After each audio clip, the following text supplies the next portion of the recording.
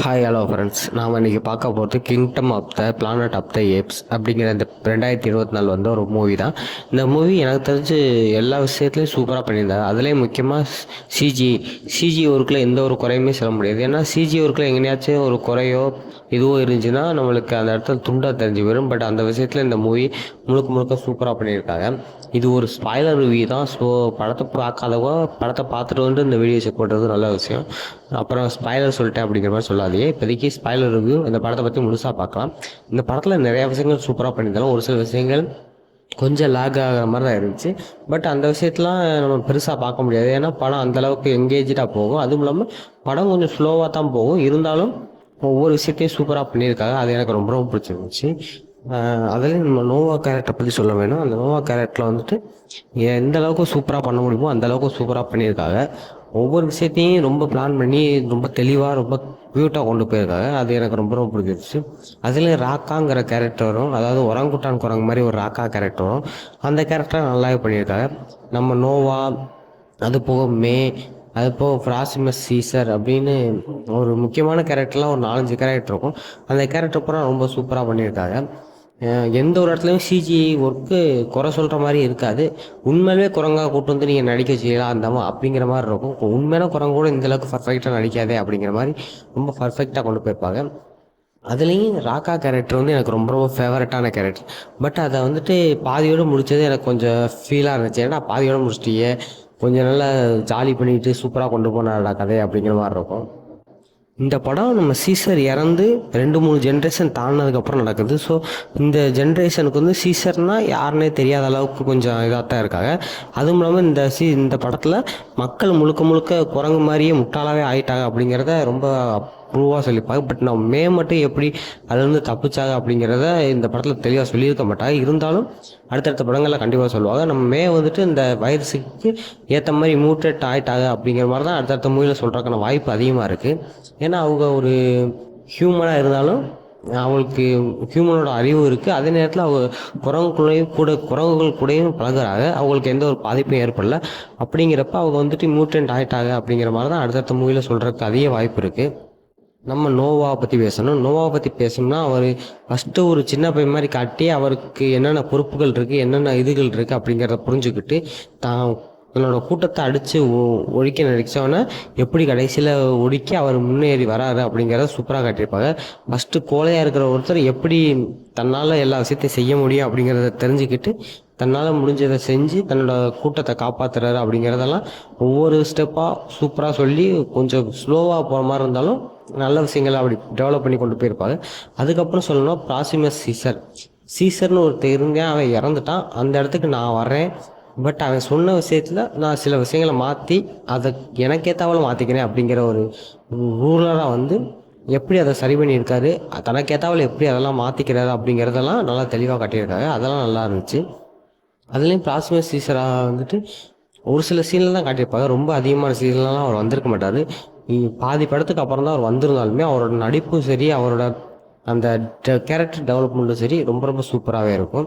அவர் வந்துட்டு அந்த சிப்பு வந்து பழைய சிப்பு மனிதர்களால் உருப்பட்ட சிப்பு வந்து உடஞ்சிருக்கும். அந்த உடஞ்ச சிப்புக்குள்ளே இருக்க ஒரு கண்டெய்னரில் தனக்கு தேவையான வெப்பன்லாம் இருக்குது. அதை நம்ம எடுத்துட்டோம்னா நம்மளால் என்ன வேண்டாம் செய்யலாம் அப்படிங்கிற ஒரு மைண்ட் செட்டில் அதை உடைக்கிறதுக்கு எவ்வளோ ட்ரை பண்ணுவார். பட் மனிதனால் உருவாக்கப்பட்ட ஒரு விஷயத்த நம்மளால் உடைக்க முடியல அப்படிங்கிற வெறுப்பில் அது ஹெல்ப் பண்ணுறதுக்கு தான் நம்ம மேவை கூப்பிட்டுப்பாரு. பட் நம்ம மேவு என்ன பண்ணுவாங்கன்னா, இதில் உள்ளது எக்காரணத்தை கொண்டு இந்த ஏப்ஸ் கூட்டத்துக்கு கிடைக்கக்கூடாது, அது கிடைச்சா ஏப்ஸ் கூட்டம் மனிதர்களை மொத்தமாக அழிச்சிடுவாங்க அப்படிங்கிறத புரிஞ்சுக்கிட்டு அதை இந்த பிராசிமஸ் சீசருக்கு சுத்தமாக கிடைக்க விடாமல் பண்ணுறதுலாம் அவங்க ரொம்ப மும்முரமாக இறங்கியிருப்பாங்க. அந்த விஷயம்லாம் ரொம்ப ரொம்ப சீரியஸாக காட்டியிருப்பாங்க.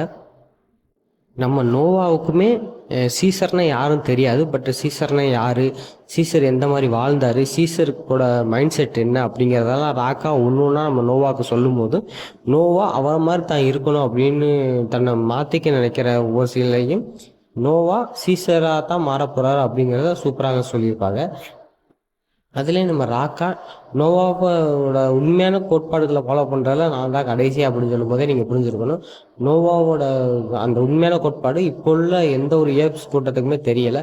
ஏப்ஸ்னால் எல்லாருமே நோவான்னு ஒருத்தர் இருந்தார், அவர் மனிதர்களுக்கு விரோதியாக இருந்தார் அப்படி தான் சொல்கிறாங்க. பட் நம்ம சீசரோட உண்மையான குறிக்கோள் என்னென்னா ஹியூமன்ஸும் ஏப்ஸும் ஒன்றா வாழணும் அப்படிங்கிறது தான் அவரோட குறிக்கோள். பட்டு இப்போ உள்ள பிளாஸ்மா சீசரும் சரி, மற்ற ஏப்ஸும் சரி, அதுக்கு அப்படியே நேர்மாறாக மனிதர்களை அழிச்சிட்டு இந்த பூமியை நாம் கைப்பற்றிக்கணும் அப்படிங்கிற ஒரு மைண்ட் செட்டில் தான் இப்போ உள்ள எல்லா ஏப்ஸும் இருக்கும்.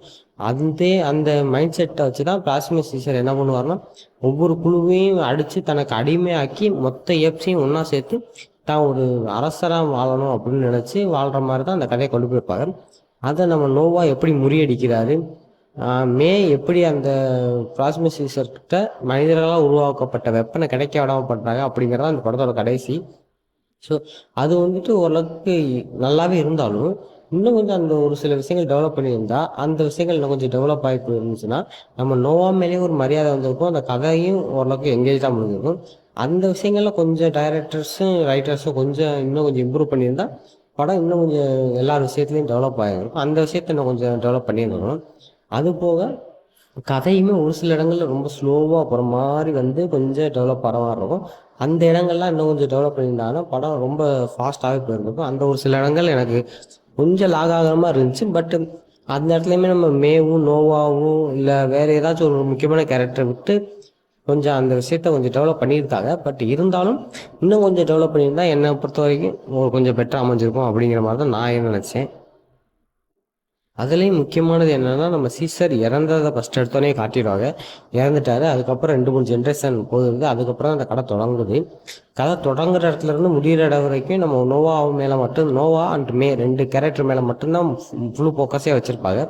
பட் இந்த 2 கேரக்டருமே, ஒரு கேரக்டர் ஏப்சினா வாழணும் அப்படின்னு நினைக்கிறது நோவா. அதே நேரத்தில் இந்த ஹியூமன்ஸ் எல்லாருமே பூமியை மறுபடியும் கைப்பற்றணும் அப்படின்னு நினைக்கிற கேரக்டர் மே. ஸோ 2 கேரக்டருக்குமே 2 முக்கியமான பொறுப்புகள் அமைச்சிருக்கு. இந்த 2 கேரக்டரும் ஒருத்தரை சாட்டிஸ்ஃபை பண்ணிட்டு முன்னேறி வராங்க. ஆனால் அவங்க எப்படி இந்த விஷயங்களை சரி பண்ண நினைக்கிறாங்க, எப்படி இந்த விஷயங்களை சரி பண்ணுறாங்க அப்படிங்கிறத இந்த படத்தில் ஃபுல்லாக சொல்லியிருக்க வாய்ப்பே இல்லை. ஏன்னா 2.5 மணி நேரம் கதையாக இருந்தாலும் 2.5 மணி நேரத்தில் அவ்வளோ பெரிய ஸ்டோரியை சொல்லி சரி பண்ண முடியாது. அதுவும் இல்லாமல் படத்தோட கடைசியில் நம்ம அங்கேருந்து ஒரு சிப் எடுத்துகிட்டு போய் அது மூலயமா மற்ற ஹியூமன்ஸ் பல ஜென்ரேஷனாக பூமிகளில் வாழ்ந்துட்டு இருக்காங்க. அந்த அவங்க எப்படி ஒருத்தர் கம்யூனிகேட் பண்ணிக்கிறாங்க அப்படிங்கிற மாதிரியும், அடுத்தடுத்த படங்களில் எனக்கு தெரிஞ்சு ஹியூமன்ஸ் விசஸ் ஏப் அப்படிங்கிற ஒரு ஃபைட்டை கொண்டு வந்து கடைசி படம் முடிய போகும்போது, அதாவது இந்த ஃப்ரான்ச்சைஸே முடிய போகும்போது ஹியூமன்ஸ் அண்ட் ஏப்ஸ் 2 பேரும் ஒன்றா வாழ்கிற மாதிரி தான் அந்த கதையை முடிக்கிறதுக்கு வாய்ப்பு அதிகமாக இருக்குது. ஏன்னா அந்த மாதிரி தான் கதையை இப்போதைக்கு ஸ்டார்ட் பண்ணியிருக்காங்க.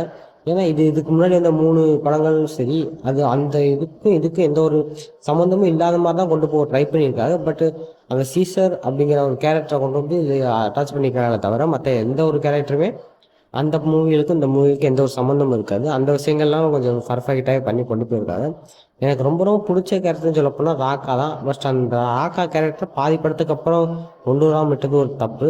அதுவும் இல்லாமல் படத்தோட எண்டிங்கிலே உராங்குட்டான் குரங்கோட ஒரு வாய்ஸ் வர மாதிரி காட்டியிருப்பாங்க. அப்படி பார்க்கும்போது நம்ம ராக்கா அடுத்தடுத்த மூவிகளில் அவர் உயிர் பிழைச்சி வரக்கான வாய்ப்புகளும் அதிகம் இருக்குது. ஸோ இதை பற்றி நம்ம அடுத்தடுத்த மூவிகள் பார்த்தா தான் தெரியும். பட் ராக்கா ரிட்டர்ன் வர்றதான் ஒரு முக்கியமான ரோலை. ஏன்னா ராக்கா ரிட்டர்ன் வந்தால் தான் சீசரோட கோட்பாடுகள் அவருக்கு நிறையா தெரியும்.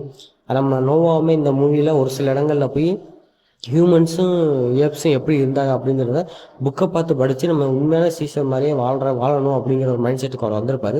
அந்த விஷயங்கள்லாம் அவருக்கு தெரிய வருது. ஸோ அடுத்தடுத்த படங்களில் இவர் உண்மையான சீசர் மாதிரியே வாழ ட்ரை பண்ணுவார் அப்படிங்கிற மாதிரி தான் கதையை கொண்டு போயிருக்காங்க. இதெல்லாம் நம்ம அடுத்தடுத்த மூவி பார்த்தா நம்மளுக்கு அந்த பற்றி முழு இன்ஃபர்மேஷனே தெரியும்.